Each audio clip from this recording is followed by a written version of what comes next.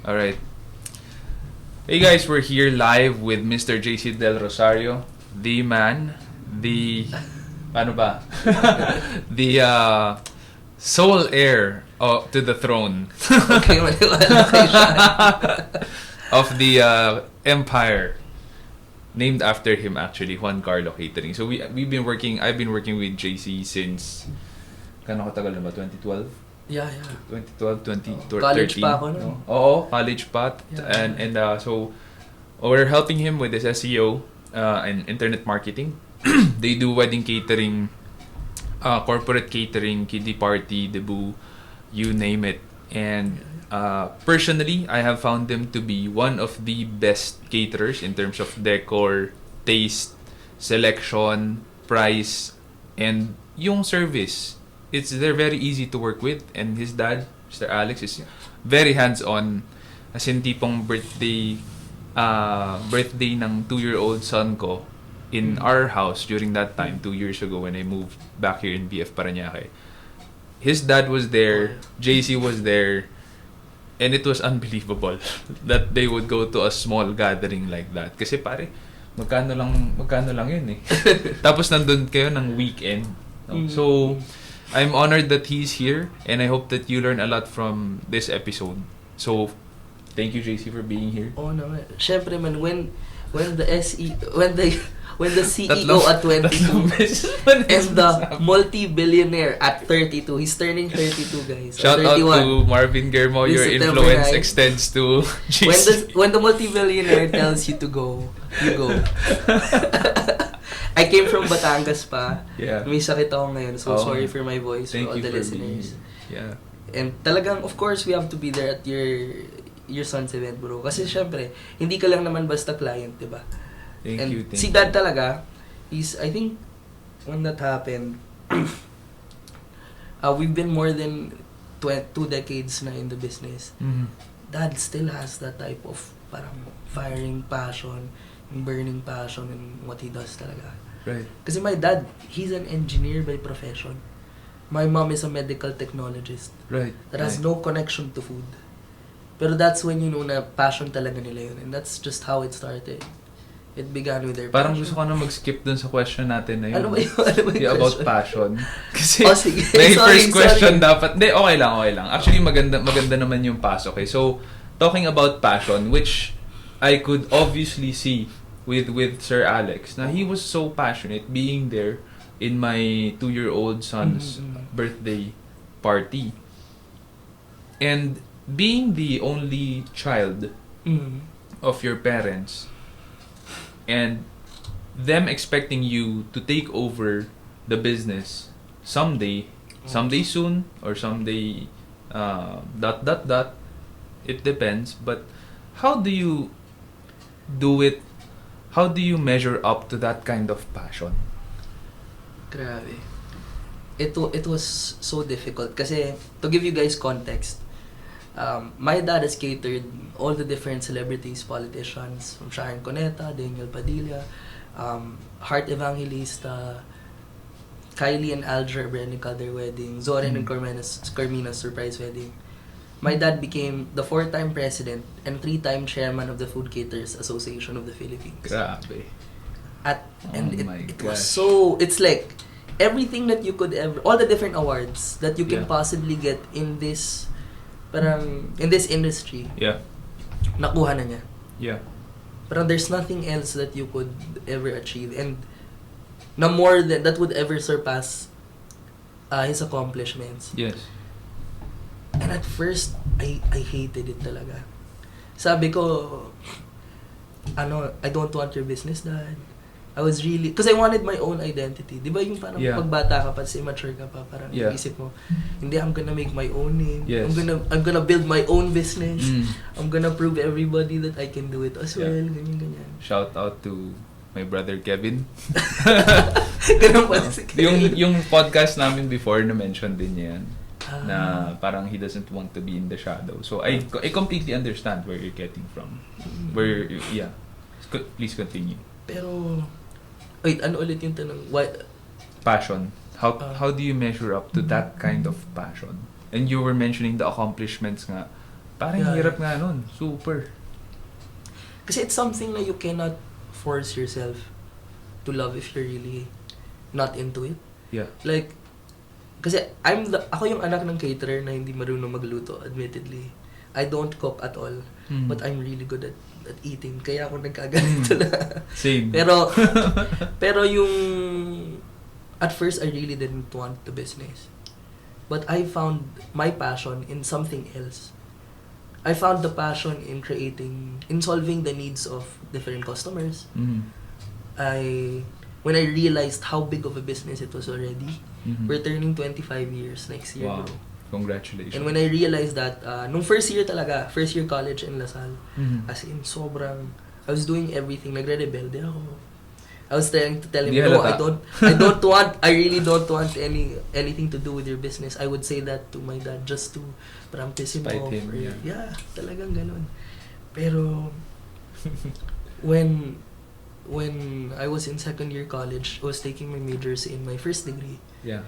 in marketing. That's when I realized, grabe pala yung what dad has built. Right.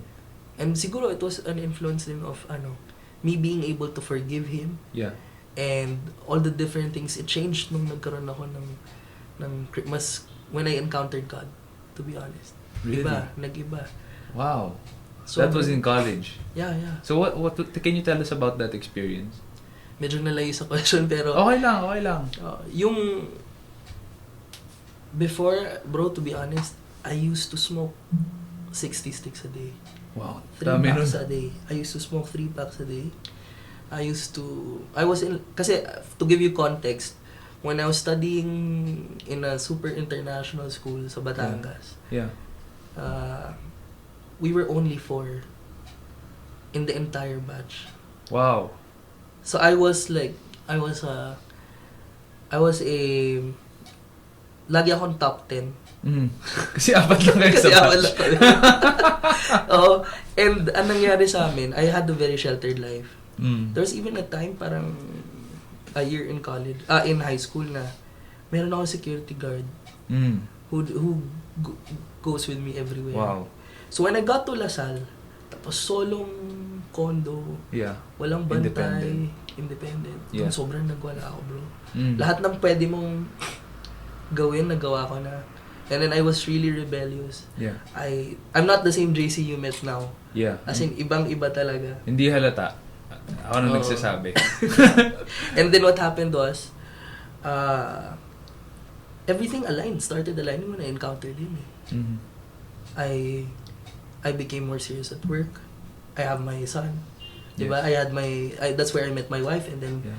I had Mateo, everything. And parang yung passion, going back to the question about the passion, when I saw how small when I realized, and then parang I began to just mature more, I realized na, grabe tong na-build ni Dad.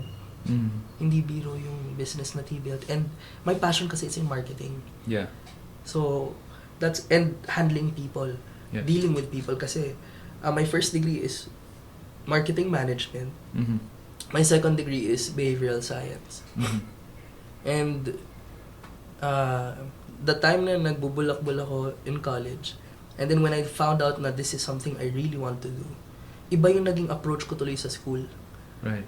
Because it's like I'm taking a masteral degree already. Yeah. Kasi I was already working at second year college Yes. with my parents. Yeah. That's when I think we started We started somewhere working there. together around second or third year. And when I was in second year college, sabi ko, meron time ako, sobrang late ko pumasok dun sa class. And then when I went there, parang nag-exam na sila for 45 minutes. Wow. Tapos, babagsak ako dun sa test because I only had like 5 minutes to finish the test. But when I realized that this thing is important for my business, sobrang inaral ko siya, bro. That's when I memorized every little detail about that exam. Yeah. Because I'm not just going to school for the sake of going to school. I'm going to school because there are subjects that really will help me Right.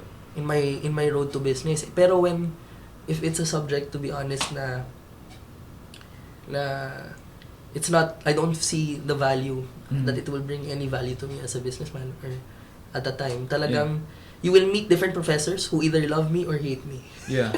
Yeah. The ones who I don't go to, the ones I'm always late to, or the ones that You're always they see that I'm so participative. right. Before class, I read everything. Yeah. Not because I have to read for their class, but because I know it's gonna help me deal with my people. Yeah. How I'm going to create a Correct. marketing strategy. You're actually blessed that you realized that early on.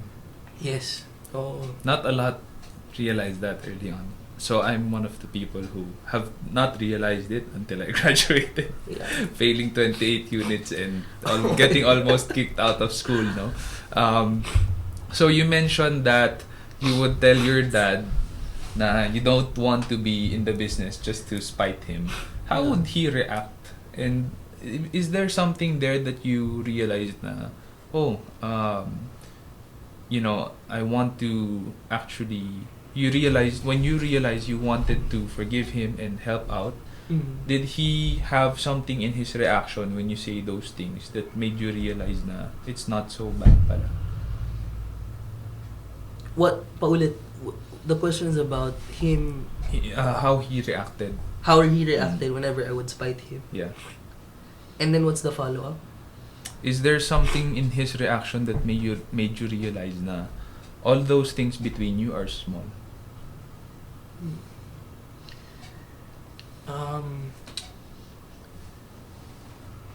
So when I would spite him, I recall this one time talagang nagyosi ako in front of him. He's a smoker too, but nagyosi ako in front of him Yeah. to make him mad. Yeah. Yeah. To make him angry when I was in college. And he would tell me I could just see, he didn't say anything. Yeah. I could just see in his reaction. Pero, at that time kasi I wouldn't say that it was because of what he did. I realized kasi na I stopped doing all of those things when at the moment na I learned kung gaano ako ka-loving God. Kasi when that happened, when that change happened in my life, imagine mo what he did for us 2,000 years ago. Yeah. And when I felt loved and secured, Yeah. parang how can I not forgive my dad? He worked so hard for this family. He's given me everything. Parang it's I just see every day in what he does and how he leads. He doesn't have to tell you, oh Carlo, gumising ka maaga, do this, do Yeah. that. He shows it through his actions. He leads by example. Yeah, he leads by example. Yung tipong mahihiya ka na lang. He is the 4-time president, 3-time chairman of FCAP. He is always with different celebrities. Pero pag kailangan sa December, na madaming events and kulang ang tao, siya yung naglo-load, pare. Hanggang ngayon. Grabe, no? And he just turned 60. Wow. Kasi he doesn't want to show his people na ako yung boss na nanonood lang. Oo. Papakita yung gagawin niya. Yes. Grabe. And the more that in marketing, I remember in college, parang trying to understand and create a brand for our business. Tapos during my thesis, na-realize ko, grabe yung brand that Dad has built. The story behind his success, the very humble beginnings niya. Yeah. He came from abroad as an OFW. It's where I was made in Saudi Arabia. Really? And they went back here to the Philippines. Nung umuwi sila dito, they had no capital.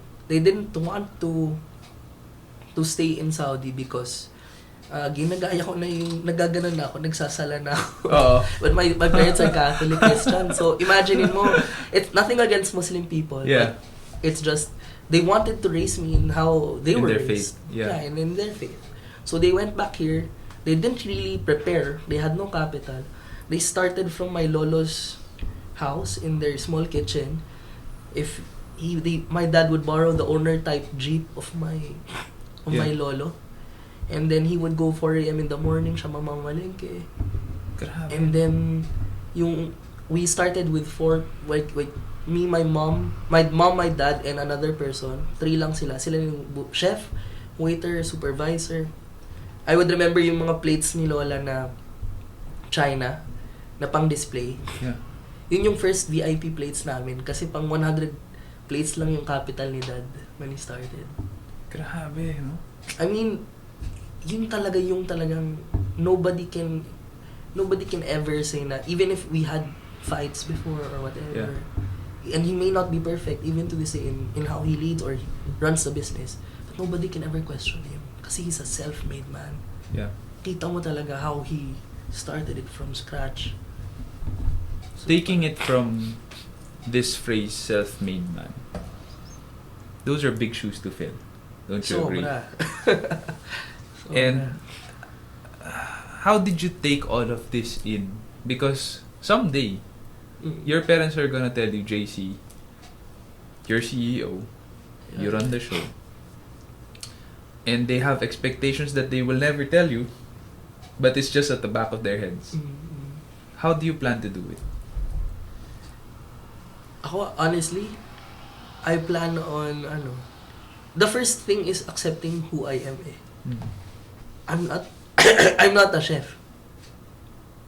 And I will never be a chef. I'm not passionate about the food aspect. Even if it's a big part of the business. Yeah. Pero, ang nakikita ko kasi, just like how me and Dad started working well together now, I know what my strengths are. And I get great people. I learn from other people eh.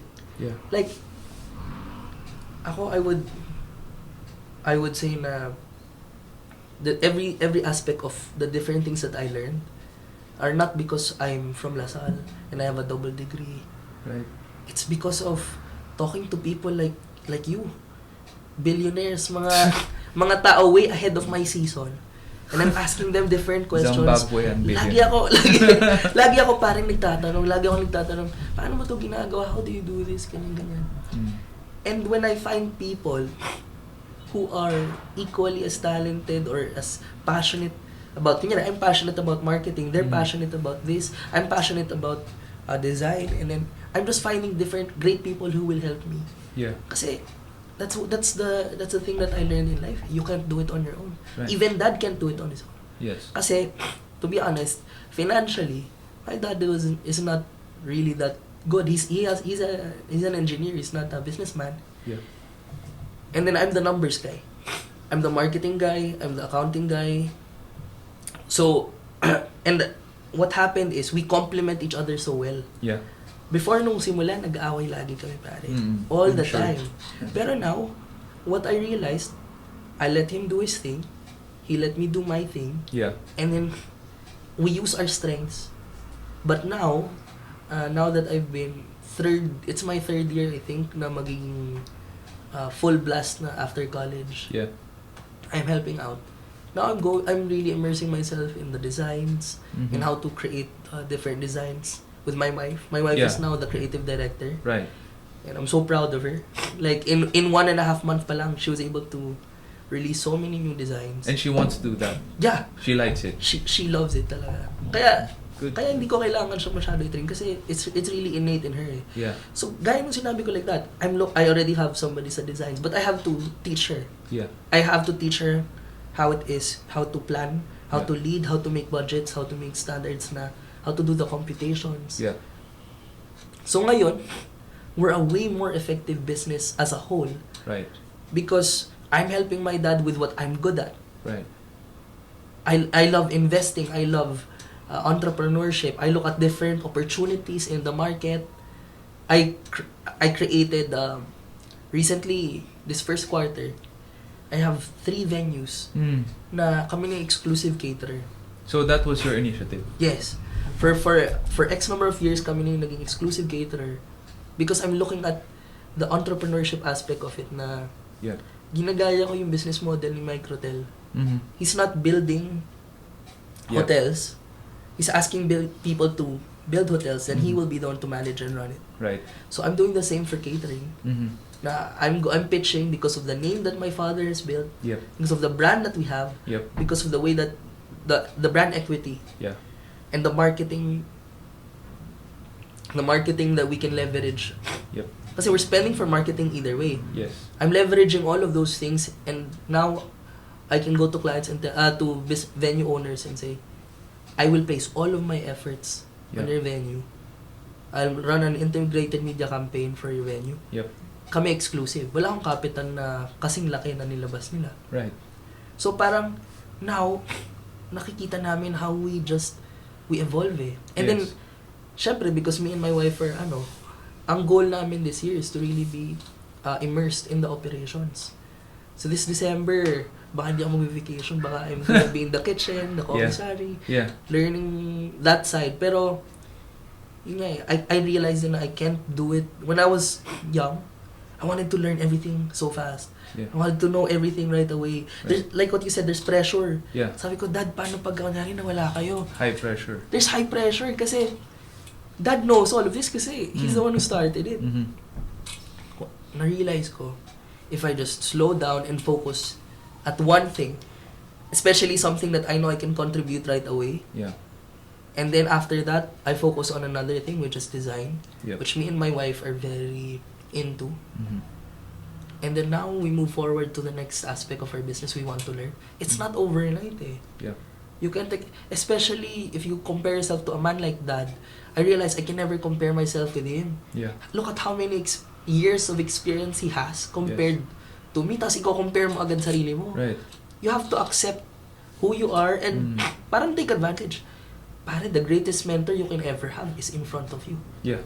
What else can you ask for? Yeah. If you have anybody, if you have questions or you don't know, you can ask from his experience and then ikaw may madadala ka din na sarili mong knowledge. So parang ang sarap ng feeling. Oo. So, ngayon, I'm so happy with the way I work. Yeah. Hindi kami nag-aaway, although nag-aaway pa rin, pero hindi kami nag-aaway as much. Yeah. I think conflict is normal. Conflict is nothing but the search of truth. Exactly. So let's rewind a little bit, no? Sorry. To take us back to to that perfect scenario na nag-aaway kayo. So before you would have a lot of disagreements, you were still in college during that time and new into the business? Yes, even until now. Even until now, you have disagreements pa rin. Yeah. Does it often happen during your execom or at home? Both eh. Kasi Both. they are interlaced with each other eh. Kasi the execom is also basically my parents. It's the vice president, the president, and some senior management of our company. Right. But that's why what I've learned kasi in dealing with my mom and dad, when I call my mom or dad, when I call my mom tita, she knows I am talking about business. So she will respect me in the same way na it's a business matter. Right. But when I say mom, sasabihin niya, anong gusto mo? Ano naman gusto mo? Parang, is there something you want? Family issue siya. Kasi that's one great way na we learn anong gusto mo, pare. Ano naman kailangan mo? Spoiled na. Hindi, ganun. Parang, we would have different challenges. And when we didn't know how to do that, when we didn't separate the fact that I'm a son, minsan you feel that this person can only talk to you like that kasi anak kita eh. Right. Diba? And they also feel, you're not respecting me because right. Because I'm your mom and dad, you can talk to me like that. It's difficult. If this was a regular CEO or president or vice president, you would not have the nerve to say anything like that. Yes. So you have to segregate the identity in order for the emotions to be separate as well. Kasi what I appreciate now is that regardless if I am, it's about the decision making process isn't about who is senior or who is the president, the vice president, or the son or the mom, or the dad. It's just who has good ideas and who can contribute, and that's how we decide the best idea wins eh. Right. It doesn't matter kung presidente ka or tatay kita or anak mo ko. Yeah. It's good, no? Because often there would be ego presiding in the discussion eh. Lalo na pag execom. So, one way that you do that is to, as far as I'm getting, no, is to respect each other for the roles Yes. and just pick the best ideas. Yes. That's difficult, ah. It's a very difficult thing to do. Did Yeah. you grow into it? Definitely. Kasi, at first, I think this is also not just a family issue, but it's an issue of most parang new members in, like I'm a new member, I would consider myself new compared to my parents in the business. Right. I would point out all these different problems. Mm. Problema. Yeah. Then I realized, when I became higher up then, and so many people were telling me the problems, I was so sick of hearing problems. I want solutions. Right, Give me right. solutions. Give me things that I already know. I realized my parents probably already know that these problems exist. Yeah. So when I came to them with the problem and the solution, they started listening to me. Yeah. When I showed the numbers, ito yung problema natin, Dad. Sir Alex, ilalatag ko to. This is my proposed solution. We invest in this. Yeah. And then, let's see if it works out. We test it and it works out. Mas nakikinig na siya. Right. And of course, the accountability rests on you Yeah. because you propose the solution. But if I do well, Yeah. the rewards go to me then. Nakikita nila. So parang, Yeah. before, honestly, it felt like I had to please my parents with what I'm doing. It's like, what do you want me to do ba? What do you want me to do? Parang hindi ko Yeah. alam kung anong gagawin ko, ganyan. Yeah. And then when I realized, I just have to think of ways to help my parents run the business. How can we save money? How can we increase revenue? Yeah. Different things. And when I tried it out, I showed them numbers of Yeah. what I'm doing, Right. and they see that it impacts. Parang, I stopped. I listened. They weren't listening. They were not listening to me. Not because I'm their son. Yeah. They weren't listening to me because I didn't have impact in the organization yet. Right. To be honest, diba? When you start, you fail. You try different things that don't work. But now that it does work and you're showing them data, Yeah. parang no president will ever say, you're helping my business, I don't wanna listen to what you have to say. Nobody's gonna do that. In short, you have to first show that you're trustworthy, accountable, Yeah. for them to give you more authority. Yes. Kidding? You have to earn it. Like, I can't expect, I was given this position technically. Yeah. But you're not just going, they're not going to just give it to you and respect you. Right. You have to earn it. Right. You have to work for it, and you have to prove talaga na may value yung ginagawa mo. And not trying to prove because, I'm the son, I need to show you mom, dad, I'm gonna make you. Hindi ganun Yeah. eh. Parang it's about what can you really contribute to the organization. Right. And there are a lot of family businesses that I know of. Mostly Pilchay. Ito yung problema eh. The children has solutions to problems that they have identified. Like you came in, you almost immediately saw the problems that you needed to solve. And then there are solutions popping out of your head left and right that you can implement. Some of them might include having to have budget. Some of them might include spending effort or time. Yeah. And then they would propose it to their parents, and their parents would shut it down. Na-experience mo ba yun? Have you experienced that in your family business? Yes, but mostly actually I was very blessed na my parents trusted me a lot. Imagine mo, it was second year college. I made my own company already. I made my own brand. Yeah. It's called Debu by Juan Carlo. Yeah. So we were known for celebrity weddings, weddings of politicians and everything. Yeah. But we had to increase revenue throughout the year. Kasi usually weddings would be on the December end. Kung birthday mo August, hindi mo i-move to December yun. Tama. You would move it to weekend. Yeah. So I created Debu by Juan Carlo. In my thesis, they basically made my thesis a reality. I made an integrated media campaign. I had TV ads in ETC, radio ads. I had magazine ads in Candy Magazine. What a thesis. I had SEO. Yeah. I made my own website. And then... Made by yours truly. Made by Shansi. No, it wasn't me. It wasn't me. Alam mo kung sino gumawa nun.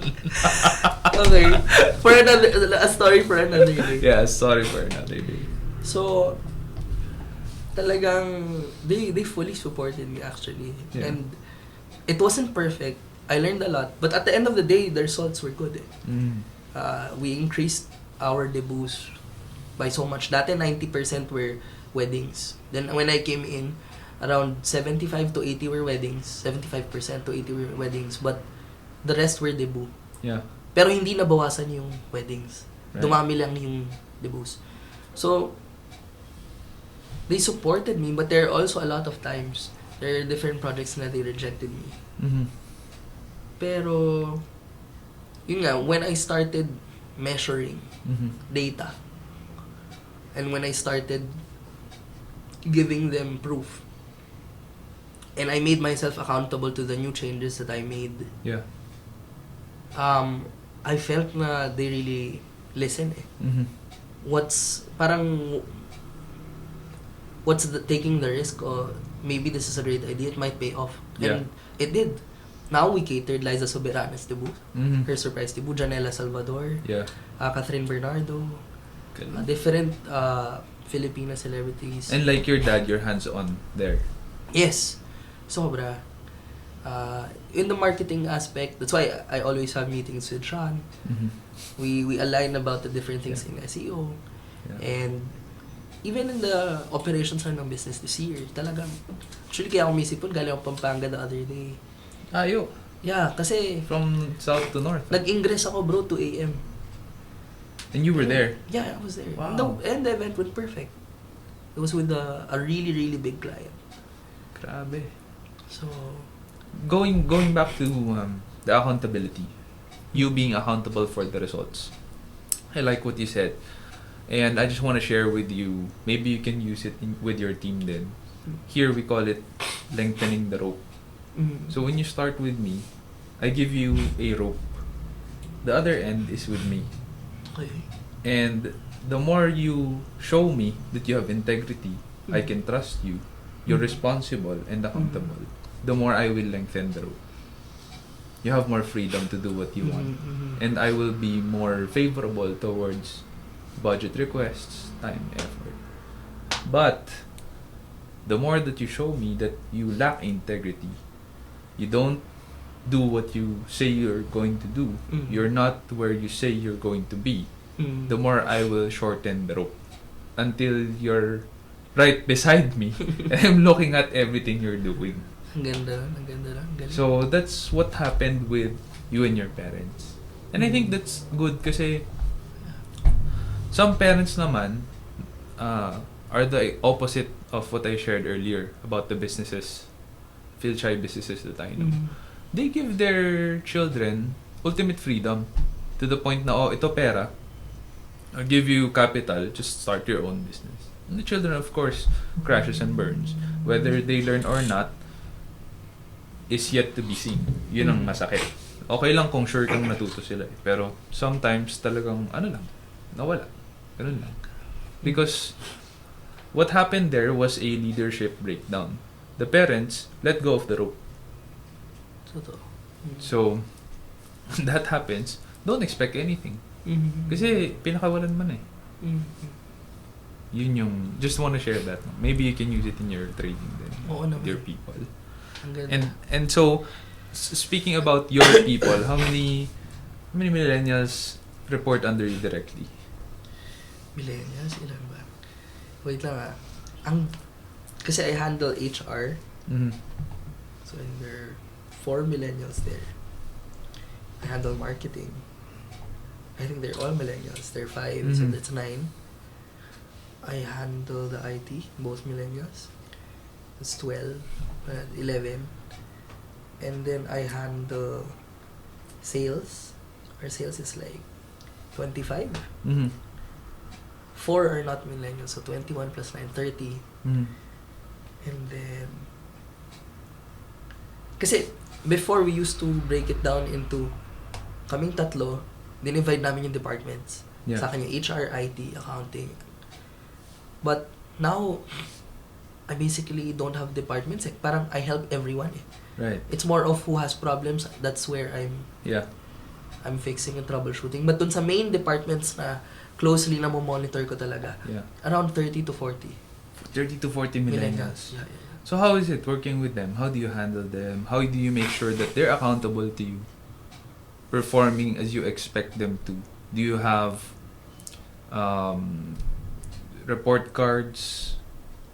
Do you have an evaluation tool that you use? Feedback? How do you manage them? Okay. Before we tried a lot of different different systems, different techniques and tools. We used to have this PDCA. Have you heard of it? Plan, Do, Check, Act system. No. So, Hold on. Yes, Jack. Okay, sorry. Go ahead. PDCA. so we would have different type of reports, and we would have weekly meetings, big group meetings, weekly meetings, because of this Japanese consultant that we hired. Yeah. But to be honest, it didn't work out eh. Pag masyadong structured. Oo. For me I think that at least that's from my experience. Yeah. It wastes if everybody is always together, Yeah. meeting together, and they feel that there's no purpose. Yeah. You can tell in their faces they're not listening. Yeah. It's useless eh. Right. So, and the way that I've seen millennials, parang the way that for in my case lang parang whenever I would try to give them such structure, this is the report, and it's the time when you're supposed to do it, ganyan. Yeah. Now I just monitor objectives eh, the results eh. Yeah. If you met the result, bahala ka sa diskarte mo. Yeah. I'm not that strict with I make the big things the big thing. Yeah. Like, kasi it depends eh. It depends on the department where we're looking at. Yeah. If we're in the operations, of course, being tardy is something very, very, very taken very seriously. Yes. If you're late for an event as a driver, we cannot tell the client, ma'am, na late po kasi yung logistics, namin. Pwede po ba natin i-delay yung kasal nyo and paghintayin natin yung mga ninong at ninang ninyo? Yeah. Di ba? Hindi mo kaya absurd. sabihin yun. Yeah. It's absurd. Pero, in my departments, na as long as mabigay mo yung benta mo, Yeah. doesn't matter. Right. Kung anong day of the week ka papasok or what time. Different Kasi you give me the results eh. Right. And, ang napansin ko talaga, specifically towards millennials, they're very emotional. As in, they're very emotional, and just a disclaimer, we're millennials, no? For those Yeah, people watching. and I'm also very emotional. I Baka realized mamaya, when I was starting, I was very emotional, and parang for me the most effective way I've realized on how to manage millennials as a millennial then is to give them a clear sense of purpose. A clear sense of purpose na before I was thinking about it na kasi I'm a millennial myself. Right. So I try to realize whenever I get stressed, whenever I get really tired or like burned out, there was a point in my work here in Juan Carlo, I wanted to quit na. So what I Is did, it recent or long time ago? parang last year lang. Wow. And multiple times. There were multiple times. And then what I did, I made a dream board. I'll try to find it here, but Pare kung pwede na mag-quit yung CEO, no? di ba? Di ba? The pressure of everybody who also needs you. But I think that's normal for CEOs. Na you go through different struggles like that. And In you my just want to 9 years of running the show, 5 times probably. come. 5 times na gusto kong, I wanted to throw in the towel and say, I'm done. Pero wala eh. Dami kong pinapakain. So, of course, diba, parang the company, Yeah. meaning a group of individuals, it precedes my own desire to just quit. Exactly. Mm. I realized that din when I was, there's a time kasi in college na parang I wanted to think about why do I want to do this? There are different ways, easier ways of making money Mm. than managing. We actually have around 250 regular manpower. Mm. It's a lot of people. That's a lot. So many issues and challenges Yeah. happen. You can't make everybody happy. Mm. Diba? No matter how hard you try. So parang, there are times you really wanted to give up. And, nung times na I was so stressed, I made this dream board, bro. Mm. Yan. So, yan yung dream board ko. And, whenever I'm stressed at work, whenever I'm really tired, I made this for myself and realized, these are the things that I want to achieve in my life. A dream board is something that is a vision Yes. for yourself. What It's you want to have in the future. Exactly. So I found this to be a really great tool to Mm. manage millennials. Kasi millennials don't really care about, ewan ko, napansin ko lang, for me, they always look at what will benefit them, Yeah. what's in it for me, what's Mhm. going to happen to my life. Yeah. Because I'm also like that. I Yes. mean, why are we working? Yeah. We're working because here I want to bring my son to Yeah. a top 4 university in Yes. the Philippines. I want to build a house. Ito, Mercedes-Benz. Parang mansion yun. hindi kailangan mansion, bro. Kailangan lang may garden. Hindi. Kailangan lang may garden where I could flip Lumalabas burgers. na ang totoong milyonaryo, guys. To flip burgers Totoong and like entertain guests. I was able to buy my first Mercedes-Benz. Kaya may check na. Kaya may check na. Kasi pinasok ko yung Benz ko as a bridal car. Yeah. Na pag na-book yung catering namin, book Yeah. din yung bridal car. Right. Kasi any new family who's starting a new family, you need either a car or a house. Right. So I was thinking, will I buy a duplex na Yeah. parerentahan ko yung other half? Oo. Or will I buy a car Yeah. na when I computed the ROI, yung bridal car na kotse ko pays for itself. Right. So I went with the Bridal car. bridal car Mhm. and then I'm going to build a house this year. Wow. O baka matapos siya by next year, first quarter, we'll see. Maliit lang. In Batangas. Yeah, in Batangas. So, slowly, ang sarap ng feeling when you see that your dream board is being accomplished. Yeah. And now, when I talk to my people, I ask them, kamusta ka na? Mm. How is it? How is your... Diba, at the beginning of the orientation pa lang, they have their dream boards made. Wow. And they tell me exactly what it is that you want. How can the company help you reach those goals? Yeah. The question used to be, how can I help? Where do you see yourself in 3 to 5 years Yeah. in your career? Right. Now we change the question. Where do you see yourself 3 to 5 years in your life? Mhm. And how are we going to help you? Mhm. And I'm so blessed and so happy to say I have people who don't have who don't have houses but they have a mansion. Mhm. Meron akong mga tauhan who pay for their yung mga kapatid nilang tuition fee. Yeah. Meron akong account executive, nakabuntis yung kapatid. Becky siya. Siya yung nagbayad ng lahat dun sa pagbubuntis and he's the one acting as the mother. Wow.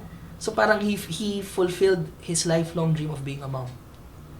When you hear people saying na parang you're blessing them and they're being a blessing to others, parang yun yung pinaka-effective na approach ko dealing with millennials rather than medyo process-oriented. Oo. It's more about how you're going to motivate them and give them purpose because they're so emotional.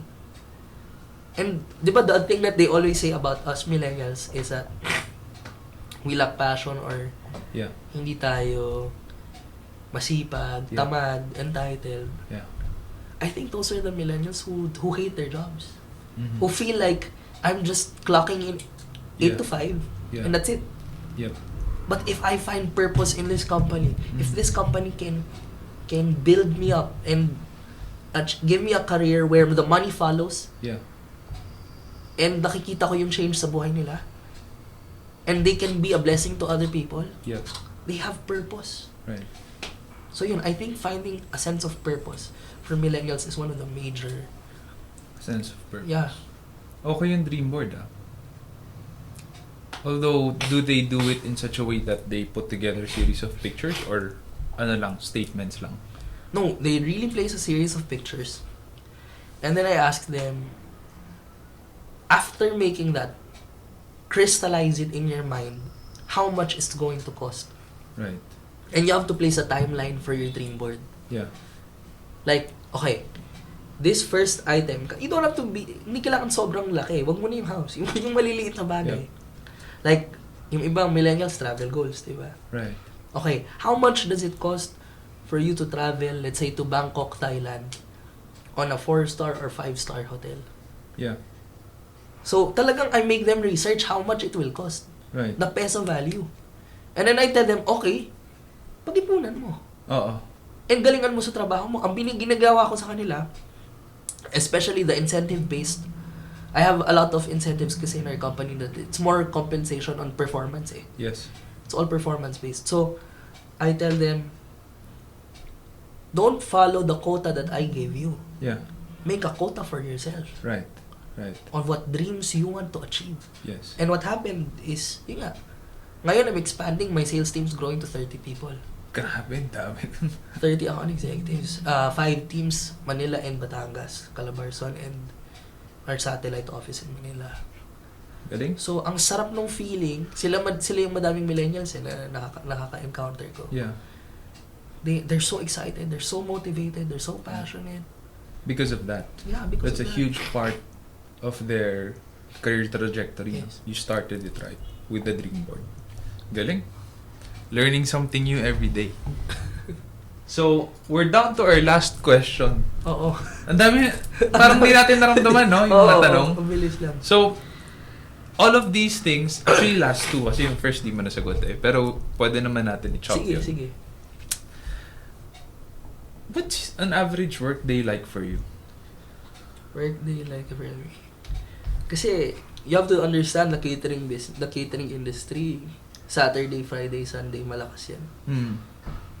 So, as much as I want to spend Sundays for God and for my family only, Mm-hmm. hindi din minsan mo talaga ma-achieve. Yeah. You have to adjust eh. Kung Yeah. kailan ka nilang magmamas or kailan ka you'll find time. Kasi even if I'm away from work, like as we were talking, Yeah. so my phone buzzed 4 times already. Yeah. And I've been just putting off the calls. Yeah. Kasi my job, I can wake up late in the morning or early in the morning. Most of the time, I'm awake at 6 a.m.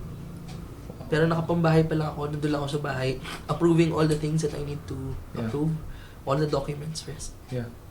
Because my secretary, she places all the things urgent. Yeah. Yun muna. So that's what I do. And I try to get my work done early. So that, kasi when I go to the office, and I'm supposed to go for an agenda, Yeah. lalabas ako ng office ko to go somewhere. I'm mobbed by like 4 people Right. trying to get signatures. Yeah. It's like I'm not gonna get anything done. Yes. So the technique is either I do it really early Yeah. or I do it really late Right. after office hours. And you prefer it really early. I prefer it really early, like 6 a.m. Ganun. Right. So I would go to the office later, Mm-hmm. but I've done most of the important work already Mm-hmm. in the morning in my What time in do the you house. go to sleep usually? Now with the kid or with the Yeah, with the kid. Because you can't make him disappear.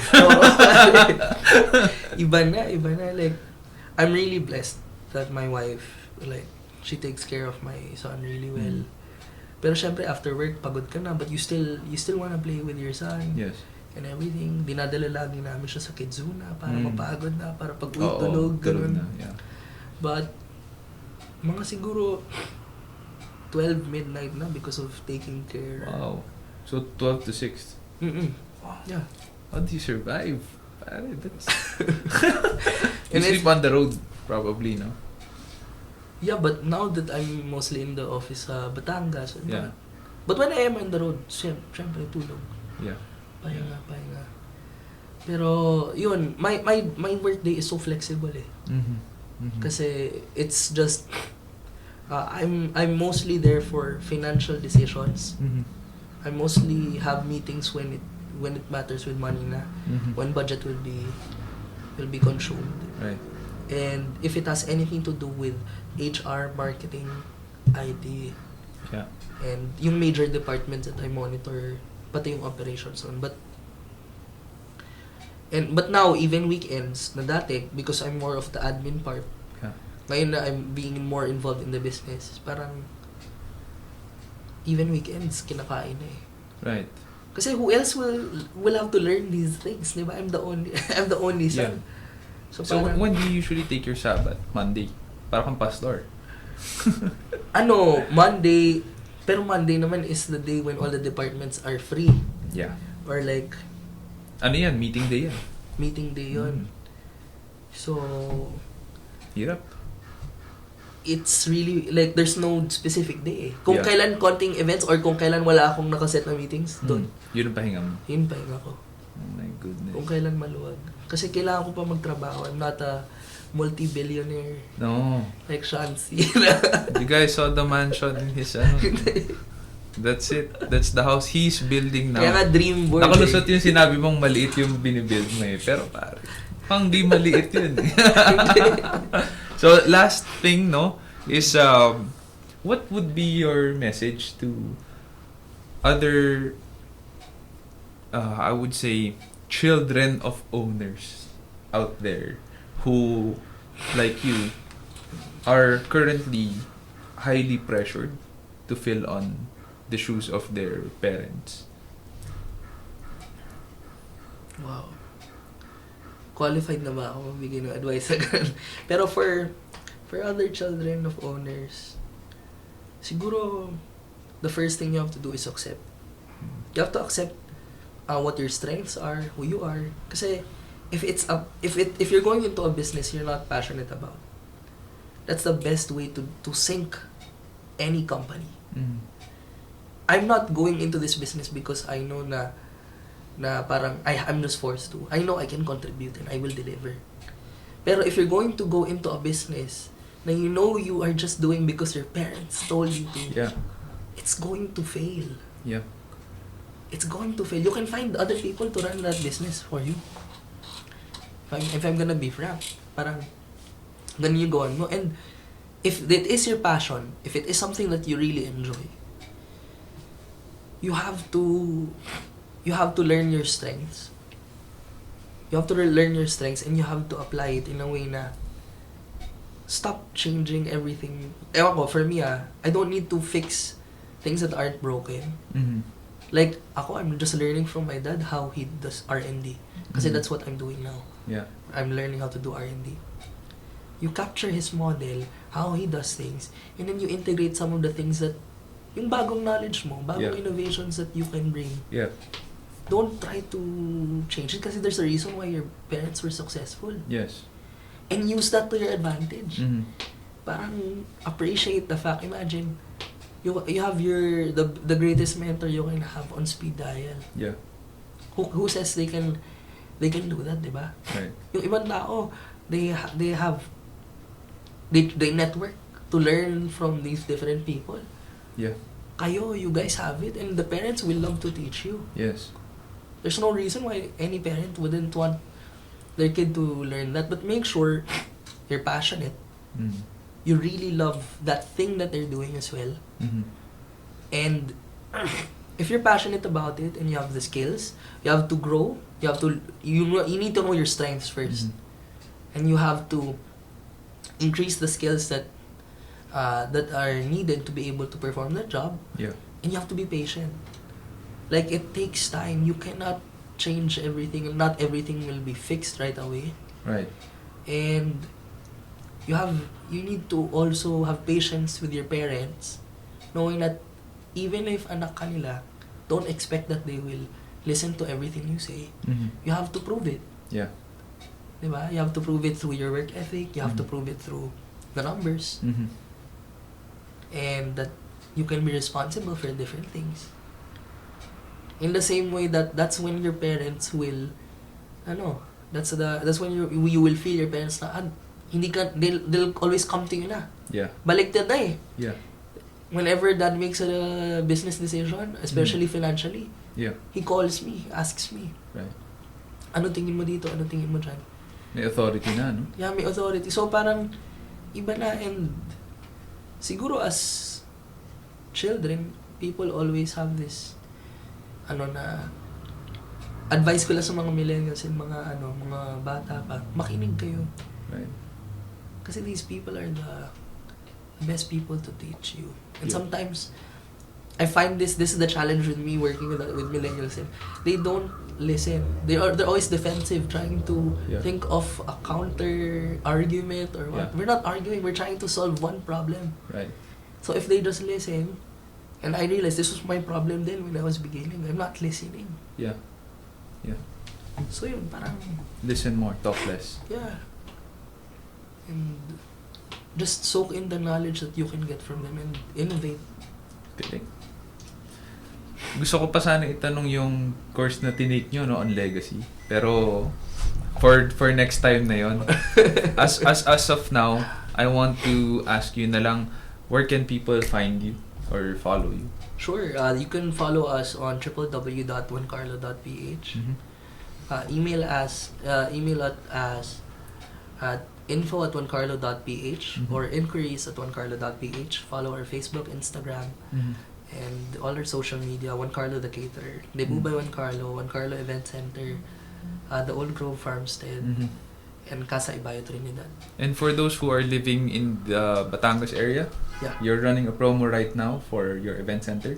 Yes. Is that correct? So for those tuning in, Our usual rate for catering lang is already nasa 240k, 250k. But we have an exclusive introductory offer for our Juan Carlo Event Center. That's food, venue, lights, and sounds for only 129,990. sobrang mura nun.